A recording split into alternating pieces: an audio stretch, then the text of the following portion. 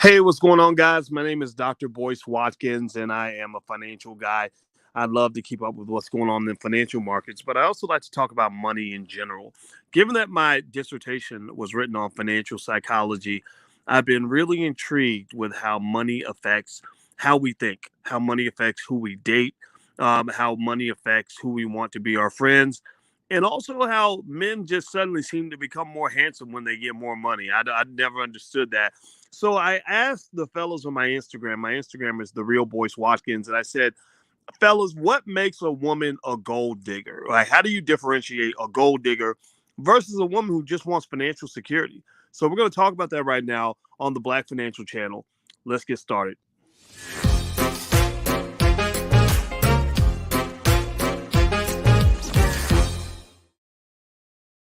Hey, what's going on, guys? My name is Dr. Boyce Watkins. Welcome to the Black Financial Channel. Make sure you subscribe to theblackfinancialchannel.com, theblackfinancialchannel.com. We do daily financial news and commentary from a Black perspective, and we love to talk about everything that relates to money. In all the years I've been teaching about money and investing and finance, I've always been most intrigued with how money affects our lives. Money is the reason that most of us get up in the morning. Money is the reason that people live where they live, why they do what they do. Sometimes you work for a complete jerk because you need the money, right? You put up with all kinds of stuff because of money. Maybe you date somebody because they have money and you don't. So I've always really been intrigued with this term called gold digger. I'm not saying she's a gold digger, and I hear guys use it all the time. And so I decided on my Instagram. My Instagram is the real Boyce Watkins. We like to have intelligent conversations there. And I just said, what makes a woman a gold digger? And I just asked the men to give me an honest answer, because people don't listen to Black men. I don't think anybody listens to Black men. I think people will always listen to any woman who wants to bash Black men. Everybody bashes Black men. Give me a yes or no if you know what I'm talking about. Everybody bashes Black men. It's always Black men's fault. If so and so gets elected to the White House, it's Black men's fault. When the families break up, it's Black men's fault. The relationship don't go right, it's Black men's fault. Black men, toxic masculinity, all sorts of stuff. I don't believe any of that. I believe that there are good and bad people, and I think that that's what it is. And I think that we have to recognize it that way. And so, anyway, first I should say hello to Leonaho and Debt Free Dad and Nathaniel and Emmy and Tony Sarge and everything else. And do me a favor, give me a yes or no in the chat if you can hear me okay. Let me know if you can hear me okay. You won't be able to see me. I'm not going to go on video because I'm actually out at sea and the Wi-Fi is really bad. And I just want to make sure you guys can hear me okay. So give me a yes or no that you can hear me all right. So let's get into it. I put on my Instagram, I just asked this basic question. I said, question for the fellas. What makes a woman a gold digger? And what I want to do is read some of the answers. And that way we can kind of hear some of this and kind of think this through. I think the ladies should be interested in this as well. I can just tell you, ladies, if you want to figure out how to get something out of men, whatever it is you want from a man, the best way to get what you want out of men is to listen to men. You don't tell men what we should want. You should ask us what we want, and then we'll tell you. I will tell you, there's a lot of good brothers out here, and it really bothers me when I hear people just act like Black men are just from another planet, or that something's wrong with us, or that we're all halfway retarded, and that that we don't love anybody, we don't care about our own kids, we're not good people. I just think that's not true. I think that's not true, and I mean, it may be true for some people. I mean, there's assholes in every community, but Black men are as diverse as any other group of people. So let me read some of the answers to you. This is how some men differentiate between a gold digger and a woman who just maybe wants financial security. Jabril Wynn says, if she only wants me for my resources and nothing else. So he's saying that if she only wants the money and she doesn't want anything else, then that might make her a gold digger.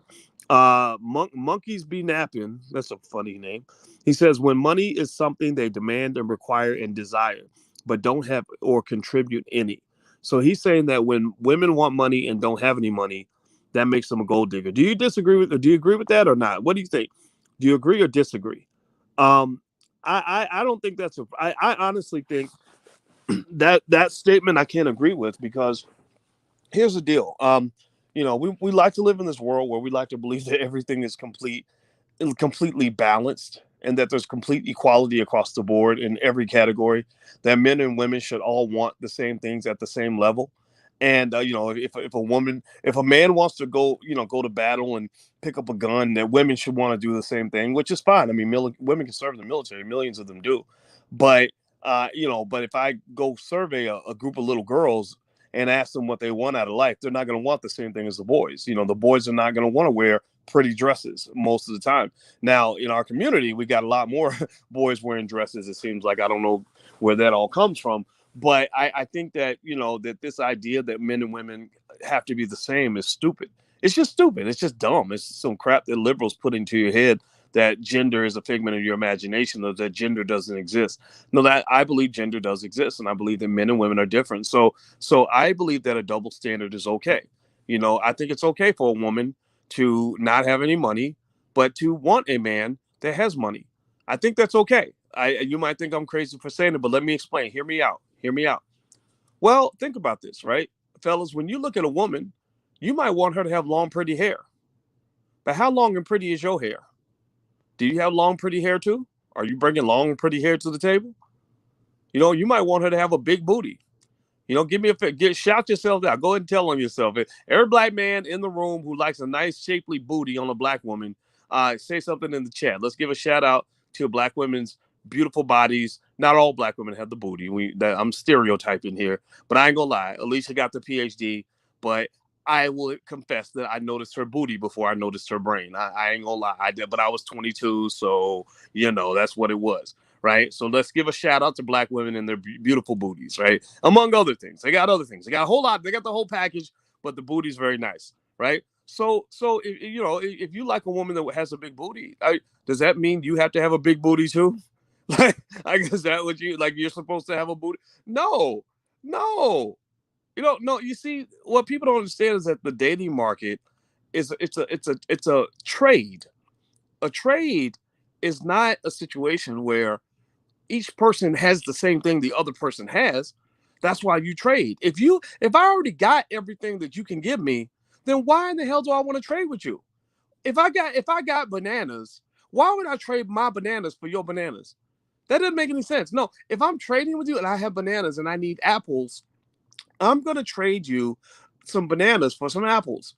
I'm trading with you because you have something that I don't have, and I have something that you don't have, and we both have something that the other person needs. That's why we form a partnership. So to say that a woman who wants a man that has money has to have just as much money, she got to bring a bunch of money to the table, I think that's a little bit misguided. I really do. And I think that's a little bit naive. I think that you've been lied to when you go forth in life believing that women are not in tune with a man's ability to provide financial security. Now I'm not saying that that's the only thing in the world. I'm not saying that that's always true. But how many of you have noticed that men who have more money just tend to be more handsome? Anybody notice that? Give me a yes or no. If you've ever noticed how when men, this was my experience, when I got a little more money, I suddenly became much more handsome than I was before. How many of you notice that women, and even good women, even women who are not gold diggers, if you tell them, girl, I met a man, oh, he's a doctor. Oh, girl, oh, what? Oh, girl, you hit the jackpot, girl. Right? Seriously. And these are not conversations among, dirty leeching women who just want to suck a man dry. These are just women that are just naturally responding to the things that they like, just the same way men respond when a lady has a big booty or some boobs or some long, pretty hair. So I think that it's kind of funny though, with that any mention of money can easily trigger the accusation of a gold digger toward a woman. But we don't say the same things when men talk about what we want. We have things that we want, so I think that there is a double standard. There's a saying that I heard, and it's kind of a hurtful saying in the sense, for some people, but I think it's important to give you reality. And the saying was that a man without money is like a wolf without teeth. Let me say it again. The saying was that a man without money is like a wolf without teeth. And I thought that statement was a very harsh way to give you a dose of reality. That as a man, and I believe this is specific to men, if you have the inability to provide financial security for a woman and for your children, you are not seen as an adequate man. It's like having a 2-inch penis. It really is. And I think that and the thing is, we live in this weird world where people want to act like money doesn't matter. Money doesn't matter until it matters. Money doesn't matter until it matters. Most people who say money doesn't matter are usually people that have enough money where it doesn't matter anymore. That's like right now, a bathroom doesn't matter to me. I ain't thinking about no bathrooms. But let my bladder fill up. And if I gotta go pee, then suddenly a bathroom becomes the most important thing in the world. If I gotta use it, then suddenly a bathroom is the most important thing in the world.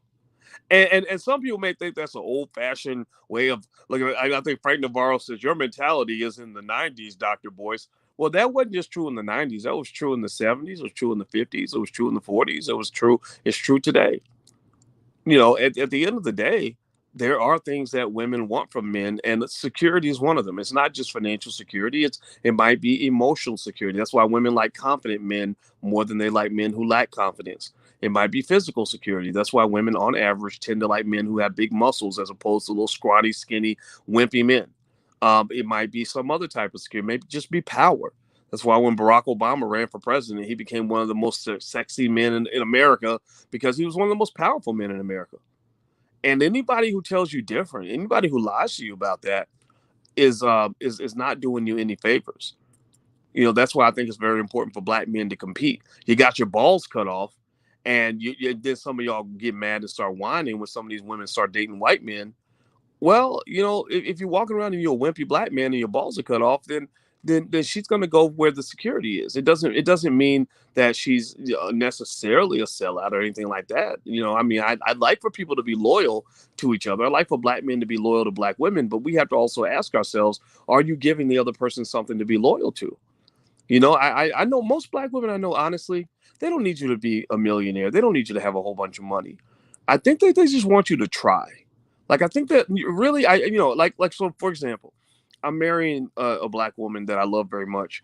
And, I really think that even if I didn't have enough money in the bank, I think that she would probably just be proud of me if I got up every day and did my best, if rather than if I just gave up. If I just gave up and said, well, I can't provide, but you should be providing more than I do. You should be doing what I do because men and women are equal, and you should. I don't think she would like that. I think that she would want me to kind of at least try my best to take charge of my masculinity. So, so I just really think that the best advice I can give young guys is don't believe the bullshit when people tell you that money should never matter or that women should have the same money as men, and that you should go Dutch on every date and all this other stuff. The world just don't work that way. There are differences. What are some things that you might want from a woman? Well, maybe men want feminine things. Like they might want a woman to be able to nurture. And women are naturally better nurturers than men. Alicia's better with the kids than I am. I love the kids, but I can't, do some of the things that she can do with a baby. I can't hold a baby and make a baby stop crying. She can do that.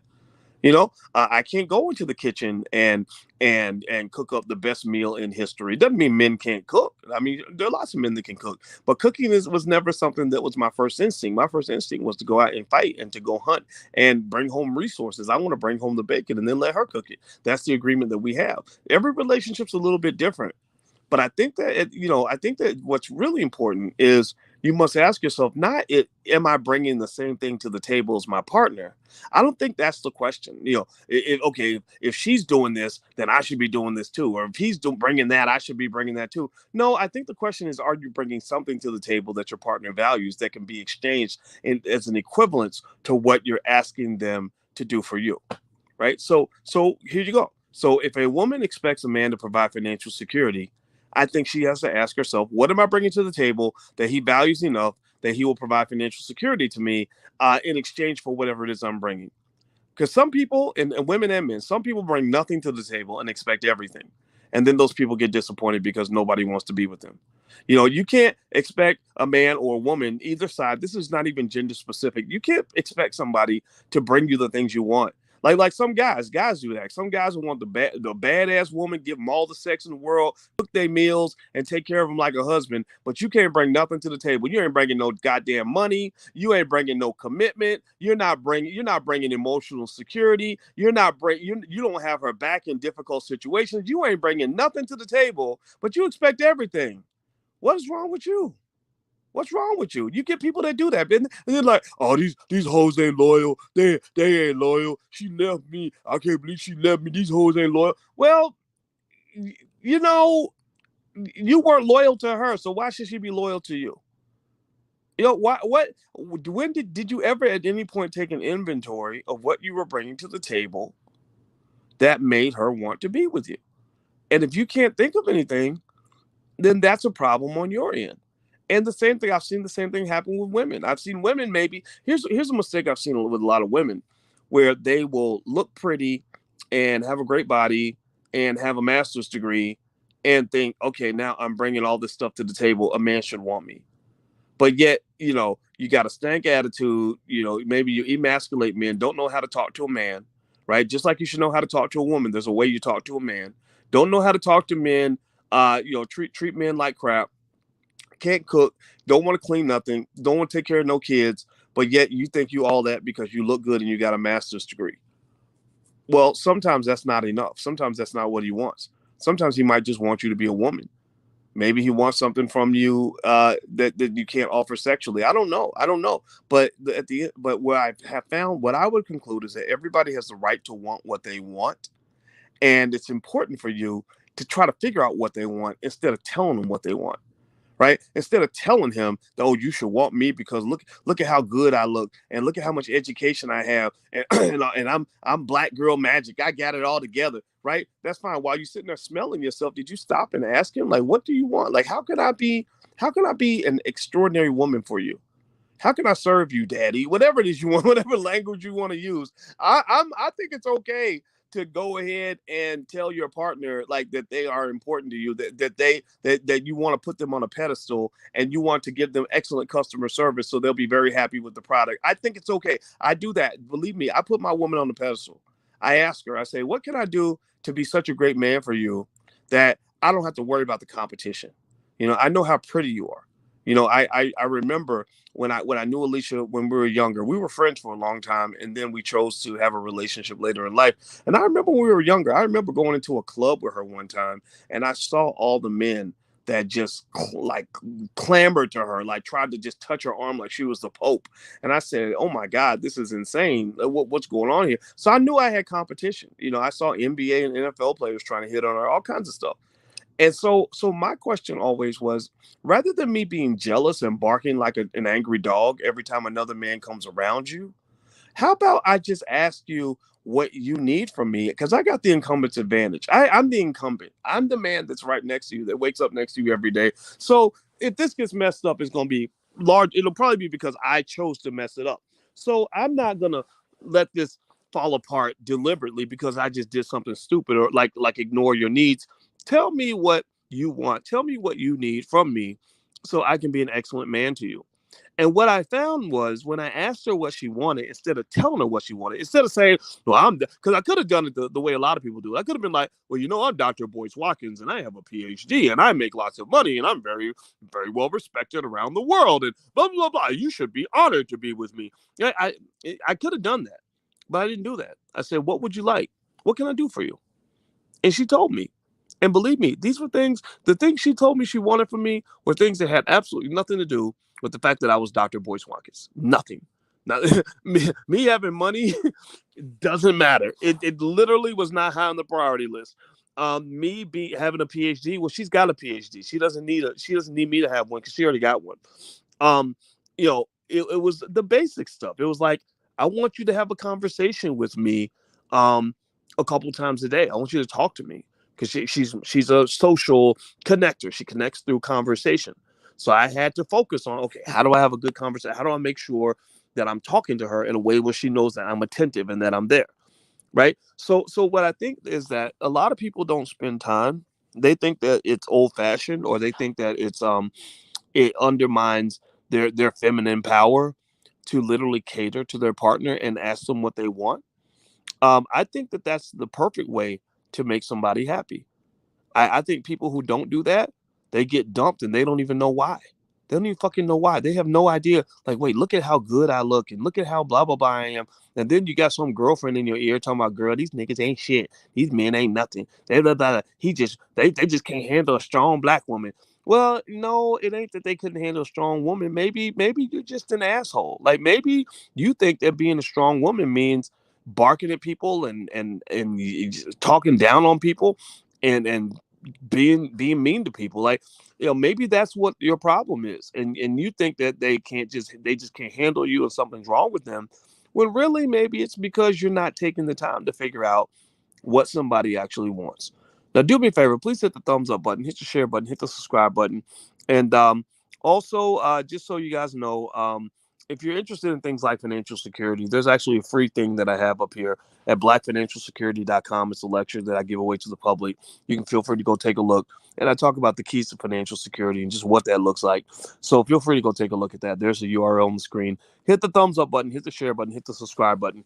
Let me read more of these responses from men when I asked them what makes a woman a gold digger. Um, let's see here. Blacksmith 4480 says male opinion is irrelevant. It's whatever the woman feels. I don't know what that comment means, so I'm gonna move on. Sharita says I can't. Oh wait, okay. She says I can't wait to read the messages. Moritz says if she believes you are supposed to come out of your pocket, at least when you say hi to her. So he says it's when you ask for money just to say hi, or when you expect a man to just pay for anything, anytime. Okay, and then someone else says demanding while delivering nothing. So New York Chris says adding no value to the relationship and expecting things in return. Emphasis on expecting. So that almost sounds like it goes really back to in Powernomics. Dr. Claude Anderson talks about the doctrine of unequal exchange, and the doctrine of unequal exchange pretty much means that you are asking for something, but you're not giving anything back. So whenever you engage in unequal exchange, then people are going to feel violated. And I think that's what they're basically saying. Beef Alert says when she has no interest in you at all, but only what you can do for her financially. Um, let's see here. Somebody says asking for time. My time is money. So he says Heat Wave says she's a gold digger. She asks for his time, and time is money. I don't know if I can agree with that. Skeet Moses says I tell girls and women to make sure they can get their own. Yeah, that's kind of a like a new millennium or like 2020 kind of thing that a lot of men have been trained to do. And I think it's because we have a fatherless community. When you lost a lot of your fathers in your community, you lost a lot of your masculinity. So a lot of your men, here's what happened when you lost all your fathers. This is why I'm so mad at Joe Biden. When you lost all your fathers in the black community, the boys lost their role models. So the boys never learned what a man's supposed to do. They don't know what a man's supposed to do. I had a conversation with David Banner. David Banner's he's a rapper, but he's so much more. He's an activist. He does a lot of great things.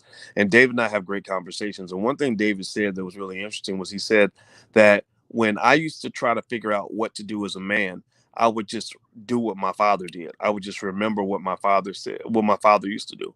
And I said, wow, I did the same thing. I do the exact same thing. I would just model my dad.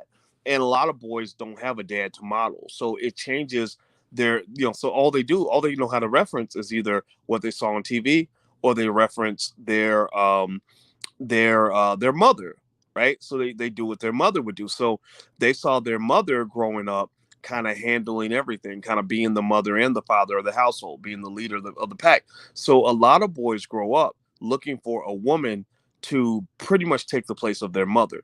They're looking for another woman who's going to do what their mama did and just kind of run the whole household. And you sit back and you ride in the back seat with the children, and you basically, sit in your drawers and play Xbox and smoke weed all day while she goes out and works and makes all the money or whatever. So you get these weak men that never learn what a man's supposed to do.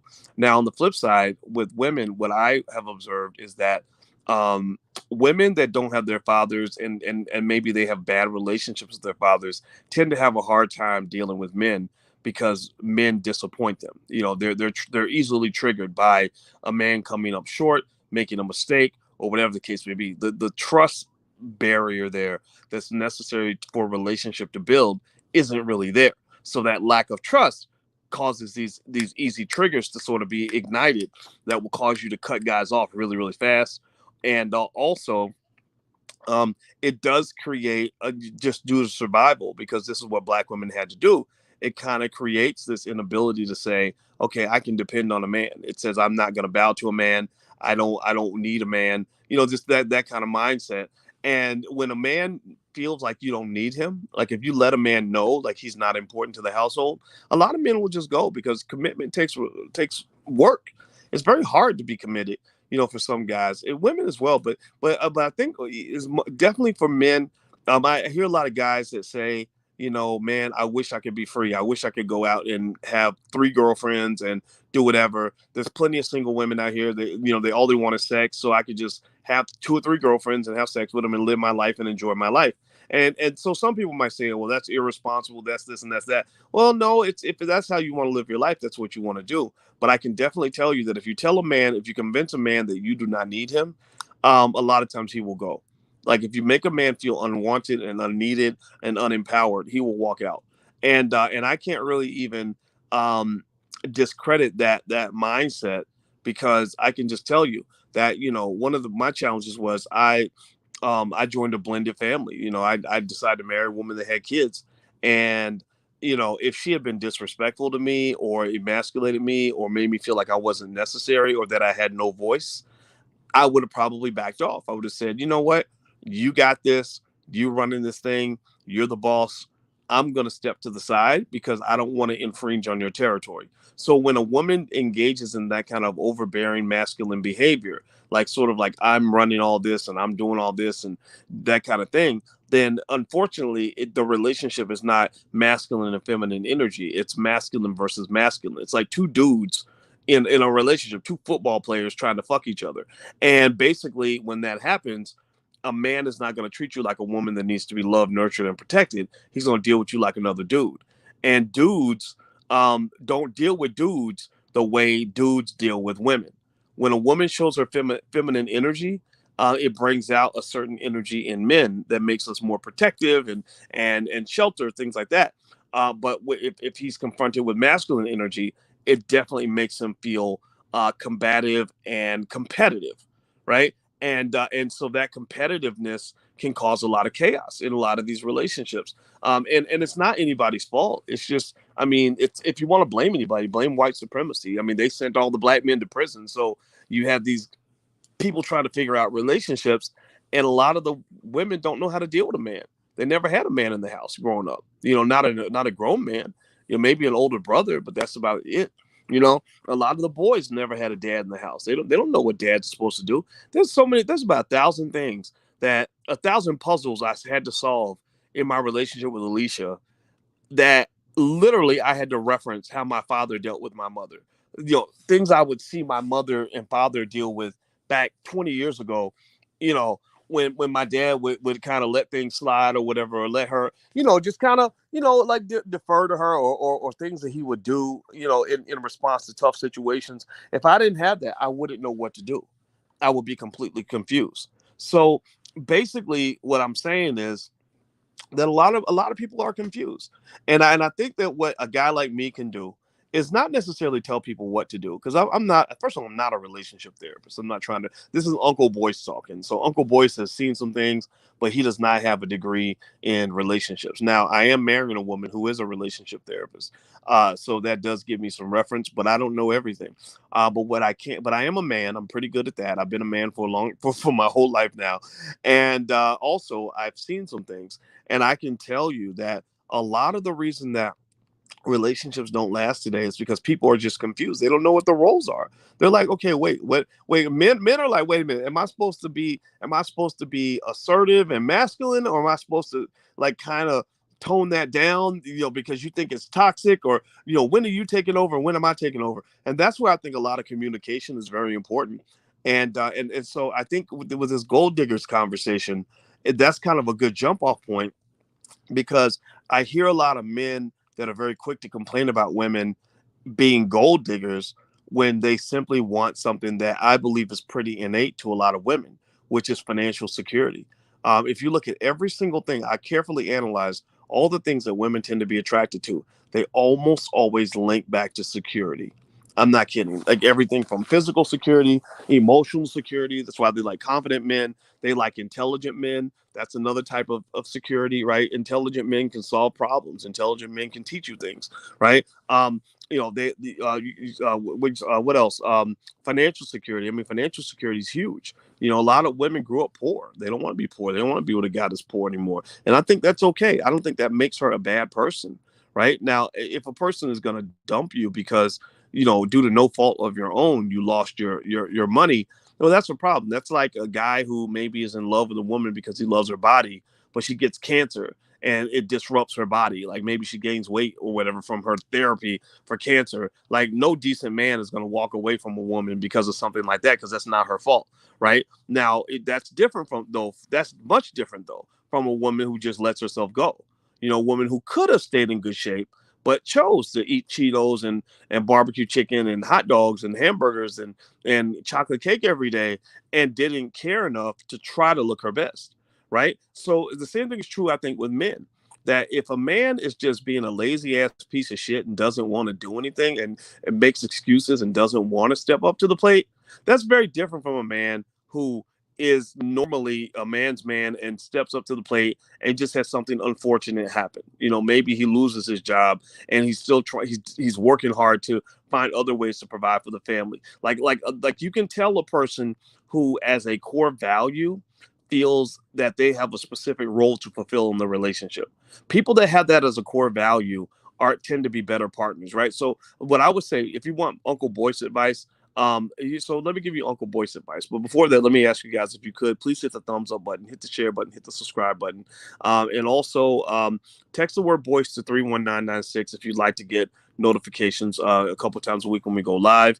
And also the blackloveblueprint.com. We actually have like a couple films we actually made on relationships, as well as like a whole curriculum on love and money, stuff like that. So feel free to go check that out if you want to. There's the URL.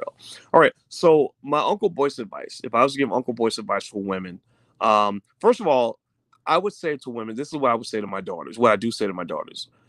There's nothing wrong with wanting what you want. Like if you want a guy that has some money, then shit, get you a man that's got some money, right? Just be ready to pay the cost of admission, whatever that means, and don't let money overwhelm the decision making process. Like if you become a one issue voter when it comes to money, like if money becomes a one dimensional objective for you that shapes and defines everything else, then you're gonna end up in bad situations. If all you do is chase the man that's got the most money, then you're gonna end up with a lot of really horrible men. You're gonna deal. I know guys. I know dope dealers who got money. I know men who beat women who have money. I know men who men who are involved in criminal activity that have plenty of money. Men who got STDs and 25 girlfriends and 8 babies mamas that have money.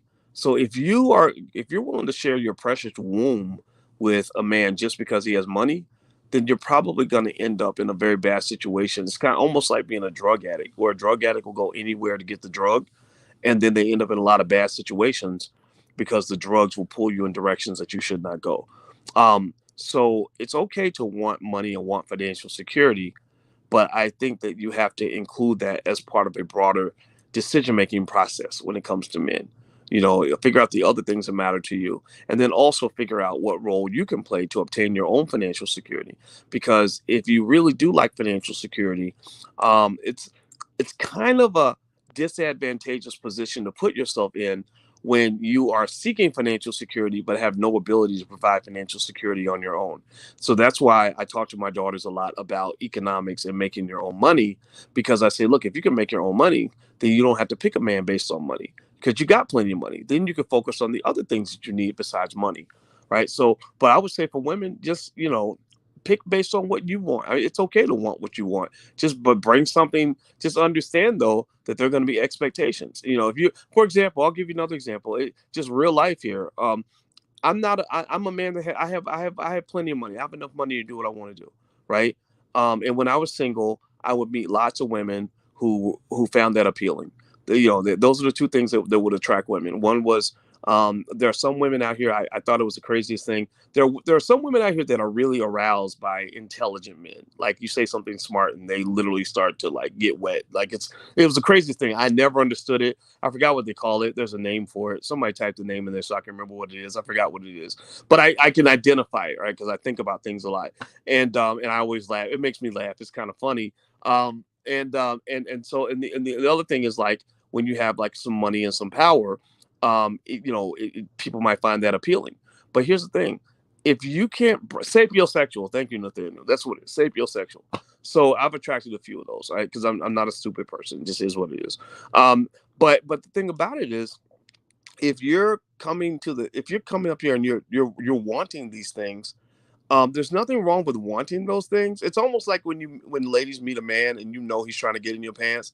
It's okay. There's nothing wrong with him wanting to get into your pants, but he's got to have something that he brings to the table that's going to make you want to let him into your pants.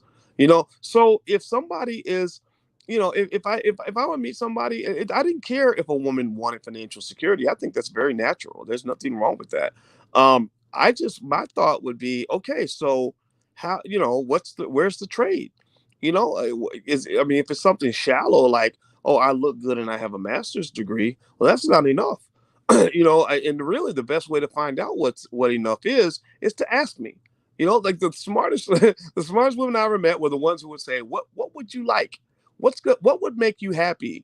And then I say, okay, yeah, I want this and this and this. And then next thing you know, you're like, okay, now we have a deal.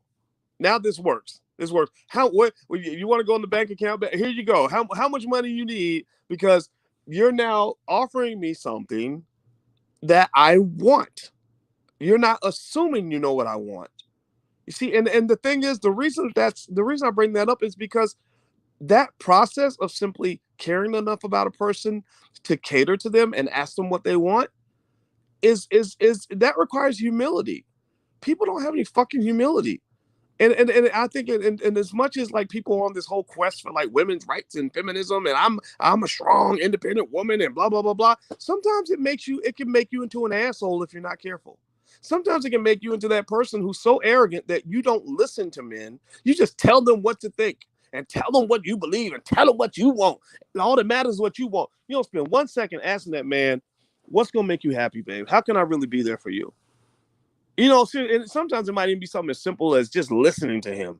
My God, I mean, I know guys who just are like, man, don't nobody listen. Every time I talk, I get beat up on, so they don't say anything. A woman that will just listen to a man can really get into a man's soul really well. I've just found that. This is my 2 cents. So I think the last piece of advice I would give to ladies, I know it sounds so weird. I'm giving this relationship advice, but fuck it, I'm gonna do it anyway. Some of y'all don't have daddies and stuff that can tell you this stuff, so Uncle Boyce will share these things with you. The other piece I would say is that when you're judging a man, just know, like, there are some men who take their masculinity very seriously, who are not toxic, who just want to be good men, who just want to be real men. Like whatever that means to them, they're still learning. They're trying to figure it out, but they want to be men. Like that's important. That's a core value for them. And there are some men who are just bitches. Some men just fucking wimps. Like just they ain't got no fight in them. They've been turned. Maybe they might as well put on little tampons or whatever. And I think that if you want a man who's masculine, who's not overly masculine, but who's just masculine enough to take his manhood seriously, that's a core value that a man has. Like that's a decision that a man has. That's a choice he makes. A man every day, I believe, makes a decision every day to be a man. And that might mean, making sure you come through for your kids. It might mean going out and hustling to make another dollar. It might mean really, making good love to your woman, or it might mean whatever. It might mean something. It might mean protection. It might mean nurturing. It might mean security. It might mean something else. But whatever that means for that man, like it's a core value, and you have to identify whether or not that man possesses those core values before you decide to invest in him as a human being. Because some of y'all got some men that are like your little pet projects that ain't never gonna step up to the plate because manhood is not one of their core values. Like you're investing in a losing asset. Women, one thing women do, women are nurturers. Women, on average, I'm stereotyping here, but fuck it. I'm going to just tell the truth. From what I see, from what I've read, women are givers of life. Women love to nurture. Women will make you better. That's their goal. They want to improve you, right? Just like they water a flower, or they grow children in their wombs. It's like a nurturing, life-giving kind of energy. That's a beautiful thing. And so, you don't want to go water a damn dead flower. You you can't you can't you can't raise up a man and try to make him be a man when he doesn't have the core elements of whatever of what manhood is supposed to be. And I'm not talking about like going out and beating people up and shooting people and fighting wars. I'm talking about just basic stuff like taking care of your fucking kids. Some guys just really don't understand. They never had the fortune of that. Like, for example, one thing I had that made me very fortunate was I had a dad who just said, "Stop making excuses. Excuses are not acceptable." Right? That's it. That's it. And unfortunately, that's not as common as I wish it was. Because you have so many excuse making people out here, and it's just unbelievable. Because when you are trying to make it in this world, and you're picking your teammate, you're picking your partner, your partner in crime, your partner is going to help you survive. You don't want a weak ass teammate like that. It's very hard to do anything. Whether you're talking about building a business, taking care of a family, paying the bills, just living life. It's hard to do that with a person who's just weak and broken and can't be rebuilt. Now, my advice to men is, when you talk about picking women, first of all, you know, I don't think that a woman wanting something from you makes her a gold digger or anything like that. I think that women are generally going to want some sort of financial security. So I think it's very important for every black man to just realize that it is extremely important for you to do all you can to understand basic things like where money comes from, how to make money, how to build wealth, stuff like that. That those things will make you more appealing, that will give you more options. That does make you a more respected member of the community. Doesn't mean you have to have millions of dollars, but just basic things like investing and trying to build something. There's a reason. I mean, it's true even with animals. Animals that have the most territory get the most pussy. Like the animals that have the biggest, whether it's giraffes or whatever, like if they have the biggest area, they're gonna get them. Like the most women are gonna be attracted to those animals. That's really true. So this isn't just for humans. This is true for all the mammals almost, right? So, so I think just as a general core value for you, I would encourage you to pursue, um, some sort of economic strength. And I don't think that you're going to get that by trying to sit up under the white man's balls. Like I really think that this whole idea that you as a black man can just do what everybody else is doing and go work for white people and sit up under a white man. I don't think that's going to be a winning strategy for you, because I don't think the world has a place for you. And it's very sad to have to say that. It's very depressing to say that, but it's the reality that you're going to need, because if you don't, you're going to end up minimizing yourself to try to fit into different situations that you don't fit into. And what you're going to find is that the people that fit in best are either gay men or women. Gay men and women can fit into places, a lot of corporate American spaces that masculine black men cannot. So if you want to be a king, you're going to have to learn how to build a castle, but it doesn't have to be a big castle. It just has to be your castle. And I think that people will see you in a different light if you learn how to do that. That's why I think every black boy should learn how to start his own business by the age of 12, so he can at least have his own assets and his own property. And that will make him more appealing to women, and it will make him feel better as a provider for his family and everything else. This whole idea of integration is absolute bullshit. Like, it doesn't work. The statistics show it. The place that they have for black men is prison or the morgue, unless you are a basketball player or a football player. Basically, other areas of society don't really have a space for you. The white people don't really want you around. They want your woman around because they want to fuck her, but they don't want you around.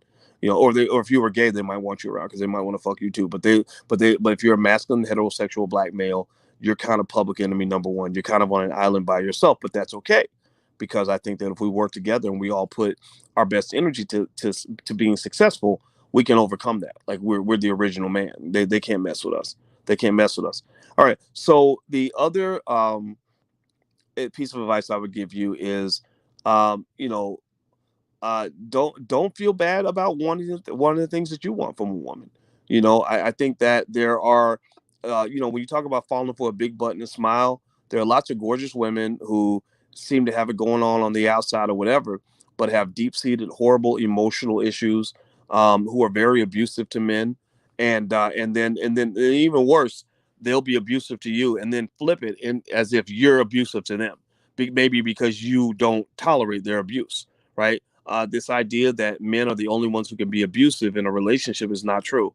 I know a lot of black men who are horribly abused by the women that they're in relationships with. I mean, horribly abused. I mean, yelled at, screamed at, dogged out, emasculated, etc. Don't you put up with none of that shit. You know, if she's doing that to you, you walk away from that. You find you a decent woman. You find you a woman that knows how to talk, like she's got some goddamn sense and knows how to resolve conflicts and wants to be in a healthy, happy relationship. Don't mess around with these crazy, angry, bitter ass bitches. Like the women like that are terrible to be in relationships with. And the worst part is that no one will really understand your pain. No one will really get it when you talk about how terrible it is to be in a relationship with that person. They're gonna blame it on you. It's always gonna because that's the crazy part. A lot of times, the people that are the most aggressive and nasty in the relationships are also the best at flipping shit to make themselves look like the victim. Am I right or am I right? Tell me the truth. Tell me, have you ever seen an abuser, male or female, who literally has mastered the art of making themselves look like the victim? It is the absolute worst situation. The wolf is the first one to put on the damn sheep uniform to say, "Oh, I survived an abusive relationship. Oh my God, he was emotionally abusive." Well, no, maybe he was. You're just saying that because he stopped putting up with your bullshit and he cussed you out the way you cussed him out every day. Now you run around calling yourself a victim. There are people who will do that, and a lot of people will do that to a black man because the black man is seen as the pariah of society. The black man is seen as the aggressor. He's seen as the toxic masculinity. So if you get into any kind of situation where there's a he said she said, people will always believe the she said. People will never believe the he said. They won't believe shit that comes out of your mouth. So you might as well not even try. When you identify this behavior, walk the fuck away. Get away. In fact, if you're smart, you'll try to identify the behavior before you get invested in a relationship with this woman. Don't fall for that big button and smile. Because there are a lot of crazy people that come with a big button and smile. And the other thing too, other little piece is if it ever gets physical, like if you ever deal with a woman who decides she wants to punch people or throw shit or whatever, like don't say a word. Just literally walk out the door. Don't come back. Get out of that situation because if she provokes you, if she keeps hitting you and daring you to hit you and kicks you in the nuts or whatever, and then you respond and you grab her arms or you push her back or whatever, next thing you know, they'll be putting a domestic violence charge on you. You'll be going to jail, and next thing you know, and then you'll be having all these other problems. So if you get into a situation with somebody that does not know how to maturely solve their problems, you should walk away from that situation immediately. Also, this is just general advice for anybody thinking about who they want to date. Vet out that person for a while. People start fucking way too soon. I'm serious. Like, we live in a society where people want to fuck on the third date and shit. Like, what the hell, man? Like, do you know how many diseases like people have? How many other people they've been having sex with? Like, you gonna have sex with somebody you just met on Tuesday? I'm not saying there's anything wrong with that. I mean, all of us like sex. Sex is great. Sex is awesome. But it's like, when you think about this, right? So people, they meet each other, they like each other within 48 hours, they're getting it on. And the next thing you know, you're really in a deep relationship, sharing the literally completely vulnerable to a complete stranger. You're completely vulnerable to somebody who could be the biggest criminal serial killer in the history of mankind. You have no idea. They could be a super spreader. Like, talk about with Corona, they always talk about people with with super, that are super spreaders. Like, you got super spreaders out here, got all kinds of STDs and fucking everything that moves. And you got with that person because you were attracted to them like the last 300 people that they had sex with, and you have no idea. Now, I'm not judging this at all. I don't care. Like, I'm really not judging people's sex lives, right? What I'm saying is that, when you're talking about who you're going to entangle yourself with spiritually and physically and financially and emotionally and everything else, I think that if you're in your right mind, you'll take some time to vet people before you start getting too serious with them. That's how you can dodge a lot of landmines. I'll tell you this. Let me just tell myself for a minute. I hope that's okay.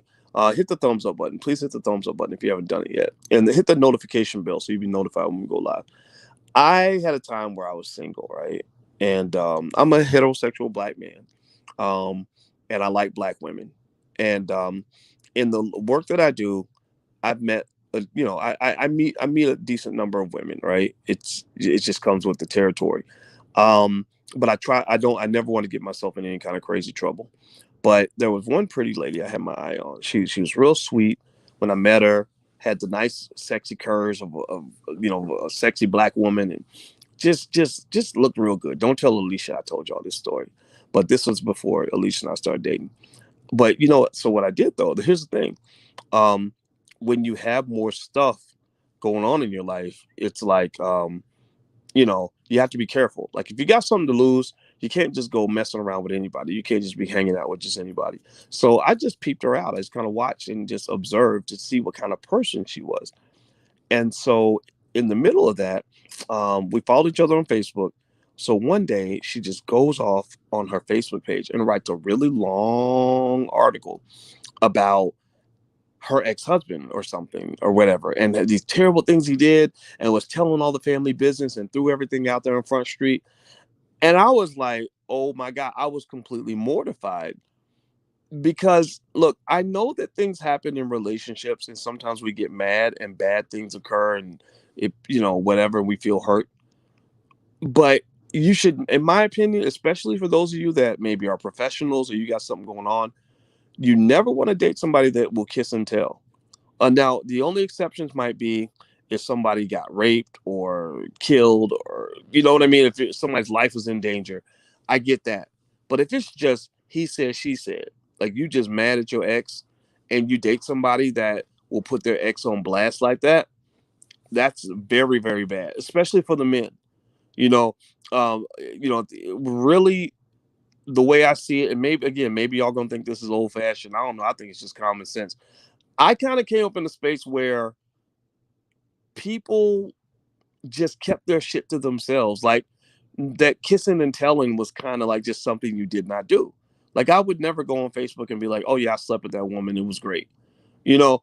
And so I think that so seeing that helped me dodge a red flag that I would not have identified if I had just moved on, and just made my move on this lady very quickly, right?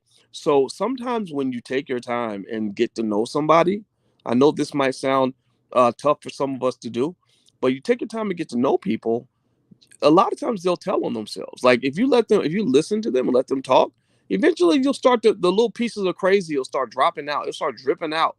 And then you got to train yourself to really listen to those signs when you see them. Most crazy people can't hold their crazy in forever.